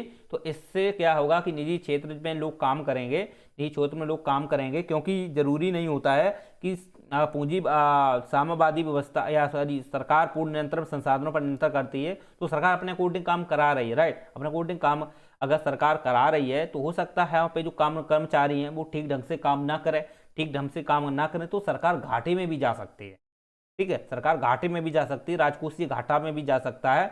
इसलिए आप जानते हो कि इसलिए सरकार को कुछ क्षेत्र हैं वो निजी क्षेत्रों के हाथ में भी देने चाहिए ताकि वह अपने अपने अकॉर्डिंग काम कर सकें, अपने अकॉर्डिंग कुछ निर्धारण कर सकें। तो आप जानते हो कि जो भारत सरकार है या अन्य सरकारें हैं वो आजकल देखोगे तो सब मिश्रित अवस्था में परिवर्तित हो गई हैं। ठीक है, तो आप जानते हो 1991 के बाद तो वैसे भी वैश्वीकरण है, उदारीकरण आया, तो उसमें भी भारत ने भी अपनी ओपन डोर पॉलिसी के तहत कह सकते हो या अपनी आर्थिक व्यवस्था जो है वो खुली हुई अर्थव्यवस्था कर दी, तो ओपन इकोनॉमी कर दी। ठीक है, तो ओपन इकोनॉमी का मतलब यही है कि अन्य देश के भी अपने यहाँ पे पैसे लेकर के उद्योग स्थापित कर सकते हैं, अपनी कंपनियां स्थापित कर सकते हैं, तो ये होता है ओपन इकोनॉमी। तो इस प्रकार से आपको पता होना चाहिए। तो ये जो विचार विमर्श दिया था, ये विचार जो दिया था ये किसने दिया था? आस्कर लॉन्ज ने। तो आस्कर लॉन्ज ने यही कहा था कि कुछ जो क्षेत्र हैं वो निजी व्यक्तियों को भी देना चाहिए, निजी व्यक्तियों को भी देना चाहिए, या कुछ संसाधन जो है वो निजी व्यक्तियों को भी देना चाहिए। तो आप जानते हो निजी क्षेत्र में भी आप जानते हो बहुत सारे कंपनियां काम करती हैं, प्राइवेट कंपनियां हैं, प्राइवेट सेक्टर देखो कितने सारे काम हैं। तो सरकार भी आप जानते हो, सरकार के पास अगर कोई भी ऐसे भी पब्लिक हैं, पीएसयू हैं जो कहीं ना कहीं देखा जाए तो जो घाटे में चल रहे हैं, ठीक है, तो उनको भी अगर गवर्नमेंट देना चाहे, विनिवेश करना चाहे तो वो कर सकती है, विनिवेश करना चाहे तो उसे कर सकती है। राइट, बेच सकती है, प्राइवेट सेक्टर को दे सकती है, वो अपने कोडिंग करेगा। तो ये चीज़ें हैं, ये चीज़ें हैं। तो आप जानते हो इसके लिए पीएलआई मॉडल देखा हो, पीपीपी मॉडल देखा हो। ठीक है, तो ये गवर्नमेंट जो फॉलो करती है, क्यों करती है? प्राइवेट सेक्टरों को बढ़ाने के लिए ही तो करती है, वहाँ पे रोजगार भी ठीक ठीक मिल जाएंगे। प्राइवेट सेक्टर के जो कंपनियां होती हैं वो रोजगार भी देती हैं, अपने अकॉर्डिंग वहाँ पे मूल्य निर्धारित करती हैं, वेतन भत्ते देती हैं, सब कुछ करती हैं, पीएफ काटती हैं। हाँ, तो ये चीज़ें हैं। चलो, तो पीएफ तो वैसे आप जानते हो गवर्नमेंट की कंपनियां होती हैं वो काटती हैं, ये चीज़ें समझिए। प्राइवेट वाली प्राइवेट की कंपनियां हैं वो भी करती हैं, लेकिन इसका जो नियंत्रण होता है ज़्यादातर देखा जाए तो सरकार का ही ज़्यादातर होता है। ओके, तो आप जानते हो निजी क्षेत्र की जो कंपनियों में आप बहुत सारी कंपनियां आप ले सकते हो, बहुत सारी कंपनियां हैं निजी क्षेत्र में, उनके कोई नाम थोड़ी ना हम बता सकते हैं, लेकिन सरकार की जैसे कंपनियां हैं तो सरकार की जैसे आप जानते हो बहुत सारी आपको मिलेंगी, जैसे एलआईसी है, जीआईसी है। राइट, और आप जानते हो एफआईडी क्षेत्र में काम सरकार करती है। उसके बाद आप जानते हो दूरसंचार में जानते हो बीएसएनएल है, ठीक है, भारत बीएसएनएल है। और भी हैं, एचएसएनएल भी है शायद, HSNB है, राइट। इसके बाद आप जानते हो CIL है उत्खनन क्षेत्र में, NTPC है, ONGC है, गेल है, राइट। ये क्या है? गेल, ONGC, NTPC। और भी आप जानते हो जैसे सैल है। तो ये आपको पता होना चाहिए, ये आपको पता होना चाहिए कि ये क्या है, सरकारी हैं, ये क्या है, सरकार के हैं, राइट। तो ये सरकार इस पे ध्यान रखती है, सरकार काम करती है। कुछ ऐसे प्राइवेट सेक्टर भी हैं जहाँ पर निजी कंपनियां हैं, निजी व्यक्ति हैं, वो भी काम करते हैं, निर्देशक होते हैं, वो अपने काम कराते रहते हैं, राइट। तो इस प्रकार से आप ये चीज़ें समझिए। तो उम्मीद करते हैं आपको ये चीज़ें समझ में आई होंगी। तो अब बात ये आती है कि पूंजीवादी व्यवस्था से मिश्रित अर्थव्यवस्था किसने बनाया? वो बनाया कीन्स ने, नारमार्ड, जो कीन्स रहे हैं, जॉन नारमार्ड कीन्स, उन्होंने पूंजीवादी व्यवस्था से एक मिश्रित अर्थव्यवस्था के रूप में उन्होंने प्रमाणित करने का प्रयास किया। लेकिन ये मिश्रित अर्थव्यवस्था में आप जानते हो कि एक प्रकार की ये जो व्यवस्था थी साम प्रवृत्ति की थी। कैसी थी? साम प्रवृत्ति की, राइट। क्योंकि इस पे जो था सरकार का नियंत्रण था, ठीक, इस पे जो था सरकार का नियंत्रण था। इन्होंने नारमार्ड जो कीन्स थे, इन्होंने ये बात नहीं कही थी कि इस पर जो नियंत्रण होना चाहिए निजी व्यक्तियों का भी होना चाहिए, ऐसी बात उन्होंने नहीं की। इन्होंने कहा सरकार का नियंत्रण होना चाहिए, राइट। तो एक प्रकार की संप्रवृत्ति की इन्होंने बात की थी। समाजवादी के कुछ गुणधर्म इन्होंने ज़्यादा समाहित किए थे और सरकार के गुणधर्म रखे थे। इसलिए आप जानते हो इनको शामिल इसलिए कर लेते हैं मिश्रित में, क्योंकि ये सामाजिक प्रवृत्ति के रहे और उन्हें समाज को भी इन्होंने फॉलो करने की बात की थी। लेकिन समाज के क्षेत्र में जो आर्थिक संसाधन थे उन पर नियंत्रण करने की बात नहीं कही थी। तो जो पूंजीवाद से मिश्रित अर्थव्यवस्था कौन बनाते हैं? नारमार्ड कीन्स हैं। इसके बाद आप जानते हो पूंजीवाद में जो भी राज्य व्यवस्था यहाँ पे हम शामिल करते हैं, जैसे राज्य व्यवस्था, राइट। तो राज्य व्यवस्था को कैसे नियंत्रण किया जाए, कैसे संचालित किया जाए, तो इस संदर्भ में आप जानते हो कि पूंजीवादी के कुछ गुण जो थे वो राज्य अर्थव्यवस्था में लिए गए, मिश्र अर्थव्यवस्था में ऐसे कुछ गुण थे वो इसमें लिए गए, तो ये भी एक मिश्र अर्थव्यवस्था बन गई, राइट। तो ये आस्कर जो लॉन्ज थे उन्होंने मिश्रित अर्थव्यवस्था की प्रॉपर बात की थी, ठीक है। मिश्रित अर्थव्यवस्था की जो प्रॉपर बात है वो आस्कर लॉन्ज थे, क्योंकि उन्होंने कुछ सेक्टर को निजी व्यक्तियों के हाथ में देने की बात की थी, कुछ सेक्टर हैं सरकार के हाथ में देने की बात की।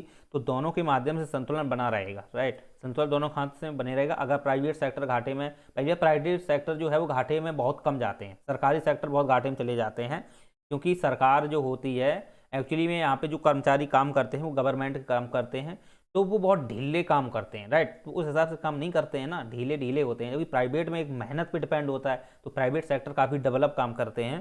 तो इसलिए गवर्नमेंट को प्राइवेट सेक्टर पे भी ध्यान रखना होता है और गवर्नमेंट है अपने पे भी ध्यान रखती है। तो इस प्रकार से आप जानते हो इसको संतुलन बनाए रखते हुए काम करती है गवर्नमेंट, तो निश्चित ही उस देश का विकास होता है। तो ये बात किसने कही थी? आस्कर लॉन्ज ने कही थी, राइट।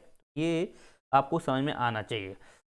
चलो, तो उम्मीद करते हैं आपको इस लेक्चर के अंतर्गत डिटेल से समझ में आया होगा कि क्या पूंजीवादी व्यवस्था क्या होती है, मिश्र अर्थव्यवस्था क्या होती है और साम्यवादी व्यवस्था क्या होती है, इसके विषय में समझ में आ गया। तो मिश्र अर्थव्यवस्था तो खैर आपको समझ में आ ही गया होगा, जहाँ पर समाज की भूमिका होनी चाहिए।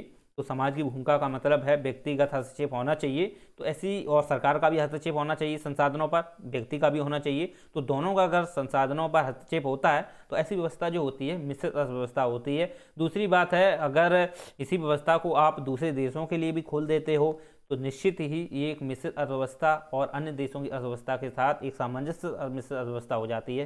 तो वर्तमान में आप देखोगे तो जितने भी देश हैं सभी कहीं ना कहीं मिश्रित अर्थव्यवस्था से संबंध में जुड़े हैं, क्योंकि एक देश है अकेला नहीं चलता है, अन्य देशों के साथ है, उसकी व्यवस्थाएं जुड़ी होती हैं, संसाधनों से जुड़ा होता है, आयात निर्यात सब व्यापार होता है, लेन देन। तो इस आप जानते हो सभी देश जो हैं वो मिश्रित अर्थव्यवस्था के स्वरूप में आ गए हैं। चलो, उम्मीद करते हैं आपको लेक्चर अच्छा लगा हो तो लाइक शेयर सब्सक्राइब कीजिए और डिस्क्रिप्शन बॉक्स में जाकर टेलीग्राम को ज्वाइन कीजिए। चलिए।